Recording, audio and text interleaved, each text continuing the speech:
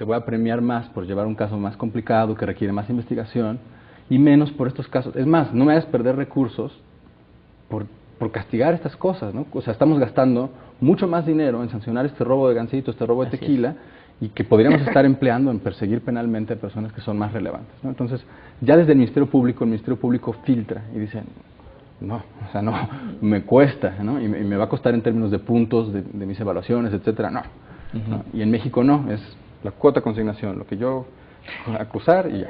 Si les parece bien, tenemos que ir a corte, pero si les parece bien podríamos empezar el siguiente bloque en términos esto, ¿no? ¿Cuáles serían los incentivos adecuados para poder tener un mejor sistema del que tenemos actualmente? Como hemos visto, pues es fundamental.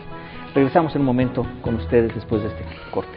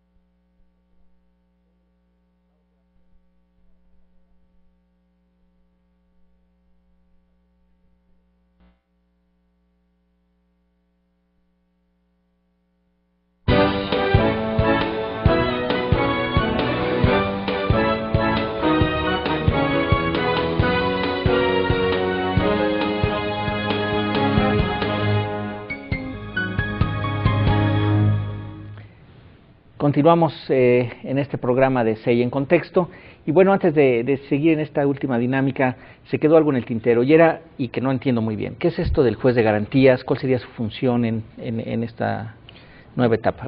Yo creo que es uno de los aspectos menos entendidos de la reforma, y tiene que ver con dos cosas. Fundamentales. Y fundamentales, o sea, la reforma no camina sin juez de garantías, podríamos decirlo. Frente a todos estos indicadores que dimos en los programas anteriores, del nivel de arbitrariedad que sucede frente a la detención del Ministerio Público, el juez de garantías viene a ser, en esta reforma, el garante de que esto no suceda. O sea, en tiempos muy cortos se le tiene que notificar al juez la detención de un individuo. Este juez el Ministerio Público no tiene que acabar la investigación policíaca de averiguación previa para luego consignar, no. Se presenta muy rápido el Ministerio Público con el juez y con el abogado defensor y deciden qué van a hacer con el caso. Pueden decidir perfectamente, como lo vimos ahorita en el video, que mira, el acusado se declara culpable, con estas garantías de declararse culpable frente a un juez, y se procede a alguna de las salidas alternas del sistema. Se acaba ahí el caso. Sentencia en ese mismo momento y se va. Y se acaba. Y entonces una función ahí es descargar, además, o sea, como la gran mayoría de casos que son poco relevantes. Sí, o que se pueden resolver fácilmente, la persona admite que se robó un gansito y por lo tanto ahí puede terminar inmediatamente. Se acaban, fíjate lo importante, en 15 minutos más o menos, comparado con lo que México tarda, que son 100 días en procesar este tipo de casos. Entonces, imagínate el ahorro de tiempo, de ¿no? tiempo, de dinero, de todo, sí. Y además aquí no tienes que llegar con todo un expediente construido del pericial, de no sé qué, que no ni tiene casos, y alguien se declaró culpable, no tienes que hacer todo este ejercicio, sino tienes que garantizarle que esa declaración de culpabilidad sea en plena conciencia y libertad. No, ese es el issue central en ese juicio. Y que se le protejan, perdón, disculpe, pero que se le protejan también sus propios, digamos, sus derechos, la incomunicación de la cual se viola todo el tiempo, etcétera, ¿no? Y el juez de garantías puede echar abajo juicios por no haber... Si ahí, por ejemplo, le dicen, oiga, yo tengo una queja, me torturaron, no sé qué, inmediatamente voltea a ver al fiscal, a ver, señor fiscal, algo que decir, ¿qué pasó? Y ahí puede, o sea, si el fiscal no logra eliminar la duda, o sea, no logra demostrar que trató bien al acusado, etcétera, se acabó el juicio. Se acabó el juicio. Bien, ¿qué más? La segunda gran función, supongamos que decidamos irnos a juicio. Entonces hay que decidir dónde va a estar el acusado mientras que dura el proceso. El juez de garantías define la prisión preventiva. ¿Cuáles son los casos que vas a tener que permanecer dentro del todo el proceso en la cárcel? ¿Y cuáles son los casos en donde puedes enfrentar tu proceso en libertad? No sé si esta idea, como se oye mucho en medios esto del auto de formar prisión, que a Sutanito le dictaron auto de formar prisión. Sí, así es. ¿Cuál es la distinción entre eso y la preventiva? El auto de formar prisión es como la orden que da un juez para que alguien esté preso de manera preventiva, ¿no? O sea, durante el juicio vas a llevarlo preso porque sospecho de ti, porque, bueno, en México la decisión se toma de cajón. Si cometiste un delito grave, que grave no significa serio, o sea, que no significa violento necesariamente, sino grave significa que la ley lo defina como grave, entonces no hay debate posible, es grave, listo, vas al tambo. En el sistema adversarial se debate la medida cautelar. ¿Qué necesitas? ¿Necesitas para proteger a estas pruebas y a esta víctima la cárcel o no la necesitas? Y el juez tiene que mirar las pruebas, tiene que entender cómo es el acusado, si tiene algún vínculo con la comunidad, si tiene trabajo o no, tratar de ponderar el riesgo. De fuga. De fuga mismo, ¿no? Sí, el riesgo que representa esa persona para la comunidad. Entonces decía un profesor mío que el juez de garantías tiene que ser alguien que debe dormir mal. Debe dormir mal porque está bajo el riesgo de enviar a la cárcel a alguien inocente, porque no lo has juzgado, o de dejar salir a la calle a alguien que es culpable. Claro. ¿No? Claro. Y vive y esa es su función, ¿no? Sí. Y no puede ser el mismo juez que después juzga. En México, el mismo que te dicta el auto de forma de prisión, después te sentencia. A ver, esa es una diferencia fundamental, Ese ¿no? es un tema muy importante que tiene que ver con la potencia que debe tener una audiencia, ¿no? Queremos que nos demuestres la responsabilidad. Queremos que nos convenzas de que este individuo es responsable de un ya a nivel delito. de juicio oral. A nivel de juicio. Y ahí está sentado el juez. Quiero escuchar tu evidencia. Si el juez acompaña todo este proceso de prisión preventiva, de declaraciones, jueces, que cómo la pasó, cuando entra a analizar la evidencia ya no tiene esa frescura frente al caso. Entonces el sistema ha querido garantizar esta imparcialidad del juez frente a las dos partes, para que esa batalla adversarial se dé en una situación lo más equitativa posible, ¿no? Y entonces, por eso han querido no sesgar al juez del proceso con los asuntos que tienen que ver con la construcción del juicio. O sea, el proceso de construcción del juicio, de cuáles son los testigos que va a llevar cada uno, todo esto lo va a supervisar el juez de garantías. Cuando llega a juicio, nadie conoce ni a los testigos, ni al acusado, es una página ni en ese largo, es una página en blanco. Empiezan 0-0, digamos. Entonces, empiezan 0-0, eso es lo más importante. A mí me gustaría entonces son, para redondear la idea, son dos instituciones, el juez de garantías acá, haciéndose cargo de lo más cotidiano, ¿no? Deshacerse de los casos pequeños, hacerse cargo de que sean bien tratadas las personas, dictar las medidas cautelares que sean las más pertinentes para el caso.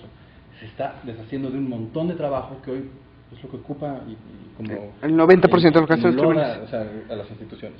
Y por acá el Tribunal de Juicio Oral, que son 3 personas. O una, puede ser una. Yo pienso que es mejor 3, porque son personas que pueden votar de manera unánime, las posibilidades de corromper a los 3 son mucho menores que corromper a uno, ¿no? En fin, pero bueno, en Chile es un tribunal, son 3 personas, y ellos solamente se centran sobre el tema culpabilidad o inocencia. El juez de garantía se centra sobre prisión preventiva, la constitucionalidad de las pruebas, medidas cautelares, en fin, o sea, como prepara el juicio, si es que va a haber juicio, y si no, se deshace del asunto, y juzga sobre culpabilidad e inocencia. Y en México tenemos todas estas funciones revueltas en un juez, todos los acusados revueltos en el mismo expediente, ¿no? Muy débil la administración. No, pues eso genera seguramente unas inequidades bárbaras, ineficiencia en el sistema, pues el hecho de que, digo, junto con el que el Ministerio Público trae pruebas que ya son válidas de por sí, pues usted televidente, le mete esto en su cóctel, pues sale un desastre, ¿no? Yo diría. Y bueno, eso es en esa etapa. ¿Qué más tenemos como la parte de la reforma? Bueno, una parte y uno de los eslabones más importantes de esta reforma, y es uno de los aspectos más olvidados de la justicia penal mexicana, es la defensa pública, ¿no? O sea, realmente el defensor público en México es la institución que más hemos olvidado. Por un lado, a veces le dan la defensoría pública, está inserta en el Poder Judicial, porque el Poder Judicial va a tener incentivos, él juzga, o a veces lo meten en el Ejecutivo, entonces tienes por un lado tu procurador y por otro lado tu defensor público. Son muy mal pagados, tienen muy pocos recursos, no hay una idea de que tienes que dar un servicio de calidad a los pobres de justicia. Es terrible. Yo, de lo que he hablado con los acusados, me dicen, mi defensor casi nunca me vino a ver, nunca me explicó qué es lo que pasaba, venía, me veía 2 minutos, me decía que todo iba bien y después me condenaron. Solo 4% de los acusados considera que su defensor público fue bueno, mientras que 32% de los acusados, que ya fueron sentenciados, consideran que su defensor privado fue bueno. Pues digamos, hay una situación de poder desigual, muy por todos lados. O sea, el Ministerio Público inclina la balanza a su favor todo el tiempo porque tiene el monopolio de la acción penal, porque tiene este asunto de que tiene fe pública, porque tiene más recursos que la defensa pública para litigar los asuntos, porque los jueces transcriben la averiguación previa y guardan en un cajón lo que dicen los defensores, porque no es público el proceso. Todo está inclinado a favor del MP, y entonces la defensa pública lo que ha pasado es que tiene un papel irrelevante. Lo que digan no importa, les pagan mal. No y no hacen nada. Y no hacen nada. Y eso se traduce en lo que veíamos en el video la otra semana, en términos de si tienes dinero, sí, no tienes dinero, no sales. No sales. 70% de las causas penales en el Distrito Federal son llevadas por el defensor público. Ahora, no estamos hablando de un 70%. problema. No estamos hablando de un problema marginal. Bueno, a mí no, esa cifra en sí, o sea, en Estados Unidos la gran mayoría también, por ejemplo, los asuntos penales los lleva el Ministerio, la defensa pública. Pero eso junto con que el 2% está satisfecho, pues entonces ahora sí calcula. No, y mi punto es, no es una institución menor. O sea, más allá de las cifras si son comparables o no, el asunto es, tú quieres garantizar calidad en la justicia, claro. Lo menos que tienes, o sea, si te interesa de verdad la calidad en la justicia, es increíble que 70% de los casos tú decides que no va a haber defensor. O sea, es muy los privados, o sea, lo que es interesante es que, o sea, no hay que decirlo como que los públicos, o sea, qué grave que sean los defensores públicos el 70% de los casos. O sea, los defensores privados no salen mejor evaluados. Sí salen un poco. O sea, bueno, un poquito. No, pero bastante mejor. 4% versus 32%. Bueno, pero aún 32 están muy mal. Sí, pero quiero decir que sí hay una diferencia importante. Sí, pero, o sea, y de los acusados con los que yo he hablado que llevaron defensor, o sea, el 32 puede no significar gran cosa. Cuando hablas ya con ellos y te dicen, o sea, no me explicaba nada, presentó apelaciones que yo no entendía. Me contaba uno que un defensor privado que como estrategia presentó una apelación, después fue a la audiencia de apelación vestido de civil.